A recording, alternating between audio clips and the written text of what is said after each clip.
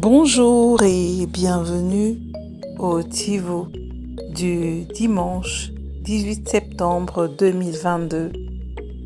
Notre dévotionnel pour les jeunes, écrit par le pasteur Chris Yakilome et offert par les vérités de l'Évangile.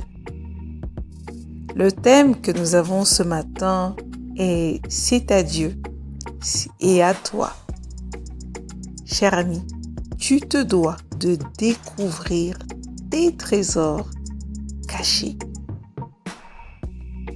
La Bible nous dit dans le psaume 24 au verset 1 « À l'Éternel la terre et ce qu'elle renferme, le monde et ceux qui l'habitent. »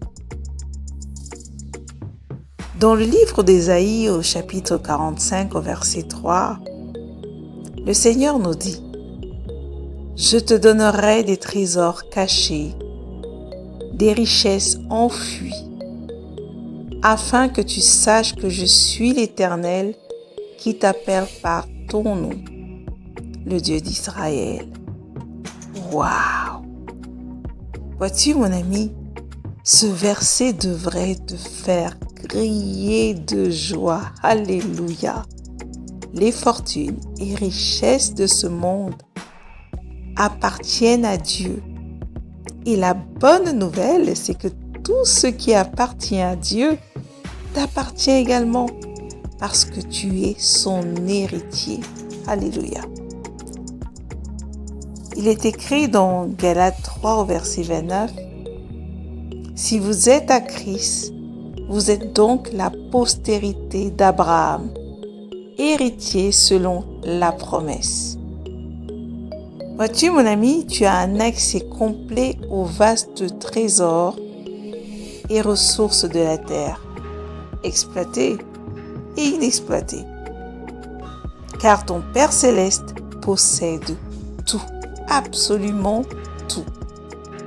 Comprends que ce que le Seigneur a dit par le prophète dans le livre d'Ésaïe, 45 au verset 3, était une promesse aux enfants d'Israël, ceux qui vivaient dans l'Ancien Testament.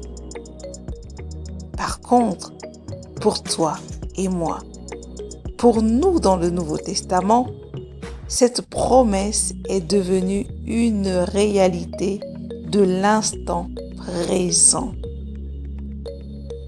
Donc, les richesses, les trésors enfuis des lieux secrets nous ont déjà été livrés. C'est pour cela que la Bible nous dit que tout est à nous. Dans 1 Corinthiens 3 au verset 21.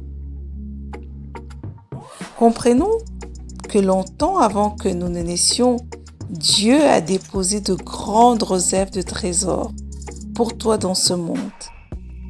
Et la Bible est décrite dans Éphésiens 3 verset 8 comme étant des richesses incompréhensibles de Christ, c'est-à-dire des trésors inépuisables. Comprends-tu? Inépuisables. Mon ami, que cette compréhension, cette mentalité devienne ta mentalité. Et il te sera donc impossible de manquer de bonnes choses dans cette vie. Tu te dois de découvrir tes richesses inestimables et ton héritage en Christ et commencer à en profiter en étudiant constamment la parole et en communion avec l'Esprit de Dieu, le Saint-Esprit. Tu recevras ainsi une connaissance approfondie de la réalité et l'Esprit de Dieu va t'aider à découvrir continuellement les trésors des ténèbres et les richesses enfuies des lieux secrets. Mon ami, ce matin, ce que nous devons comprendre, c'est que nous sommes héritiers de trésors inépuisables et que tout ce que Dieu possède, il nous les a donnés en faisant de nous ses héritiers.